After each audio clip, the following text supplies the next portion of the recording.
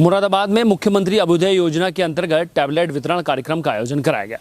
मंडलायुक्त के कार्यालय पर 106 विद्यार्थियों को टैबलेट वितरण करने के साथ साथ मंडलायुक्त ने कहा है कि इस टैबलेट का प्रयोग ठीक ढंग से किया जाएगा तो आप आगे बढ़ेंगे और आपके कामयाबी कदम चूमेगी।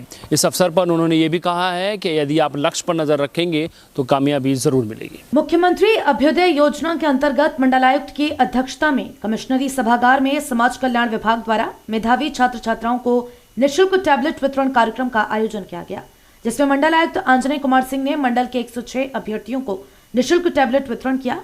आयुक्त ने कहा कि छात्र छात्राओं को मुख्यमंत्री अभ्युदय योजना के अंतर्गत UPSC, UPPSC, NDA, CDS, JEE, NEET आदि की परीक्षाओं की तैयारियों हेतु शासन द्वारा निःशुल्क कोचिंग प्रदान करने के साथ साथ उन्हें प्रतियोगी परीक्षाओं की प्रभावी तैयारी हेतु निःशुल्क टैबलेट प्रदान करने का निर्णय लिया गया है।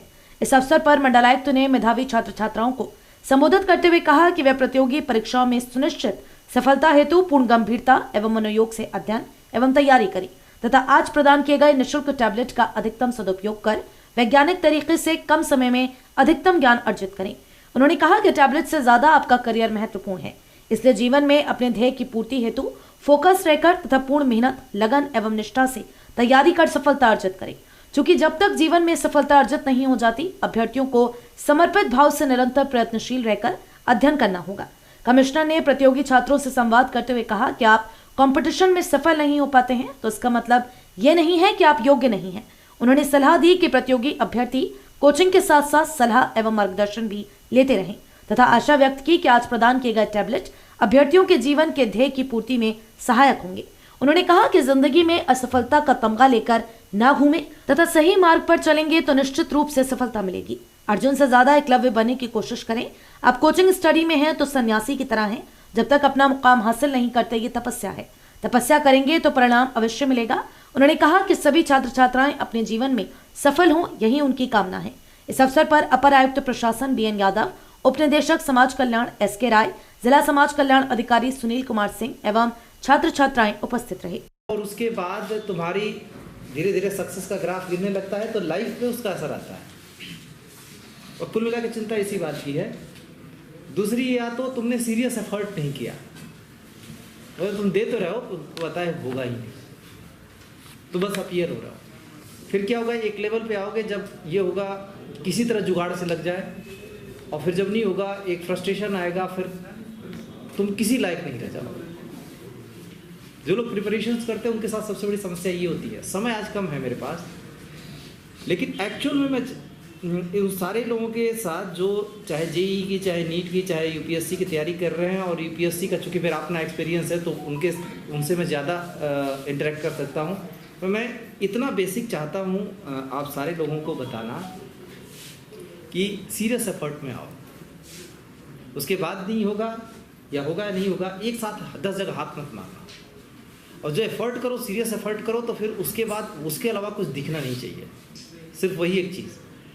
घर पे भी तैयारी कर सकते हो, पर डिसिप्लिन उतना होना चाहिए जितना कि एक हॉस्टल के लाइफ का होता है। जब तक कंपटीशन में नहीं आओगे, और ये कम्पीट करने का है। जब 10 लाख लोग अपीयर होते हैं तो उस 10 लाख में छांटा इसलिए नहीं जाता कि तुम अयोग्य हो, ज़्यादातर को इसलिए छांटा जाता है क्योंकि आप उस मेरिट के लायक नहीं आ पाए, मतलब उस मेरिट में नहीं आ पाए।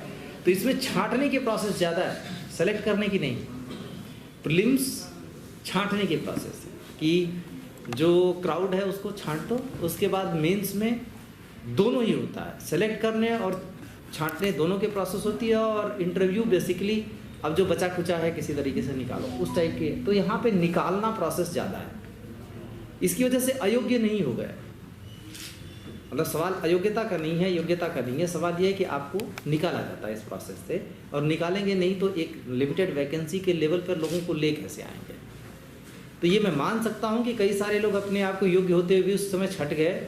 छट इसलिए गए क्योंकि आपको जिस टाइम पे जो चीज़ क्लिक करनी थी वो नहीं क्लिक की, लेकिन उसकी प्रिपरेशन पहले से होगी। ये दुधारी तलवार है, ये आपके हेल्प के लिए दी जा रही है, पर हो सकता है कि आपको पूरी तरह से डेविएट कर दें। सतर्क रहना ये बहुत ज़रूरी है, लेकिन उतना ही इसके खतरे हैं, रिस्क है। जब तैयारी कर रहे हो तो ज़्यादा डिपेंडेंट इस पे हो जाओगे, ये आपको रेडी मटेरियल्स, मतलब आप घर पे बैठे हुए हो तो ऑनलाइन कोचिंग करनी है, ऑनलाइन किसी से मशवरा लेना है, कोचिंग ही ज़रूरी नहीं है, मशवरा भी लेना है।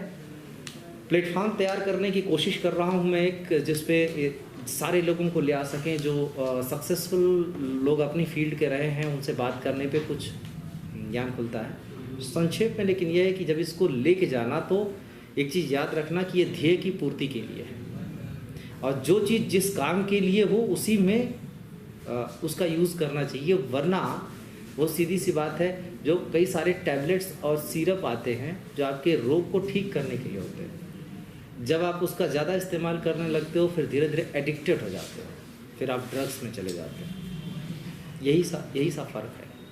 मुझे बस चिंता इस बात की आप IAS बनो ना बनो, पर लाइफ में ये अनसक्सेसफुल का तमगा लेके ना घूमना। फोकस करो राइट जगह पे सही तरीके से, बिना किसी चीज़ के बायस हुए, प्रिजुडिस हुए मेहनत करोगे तो होगा। ये सब अभी दिमाग से पूरी तरह निकाल दो, जो उस लेवल पे लोग सोचते हैं कि इस मीडियम वालों का कम होता है, उस मीडियम वालों का ज़्यादा होता है, इनका होगा, इस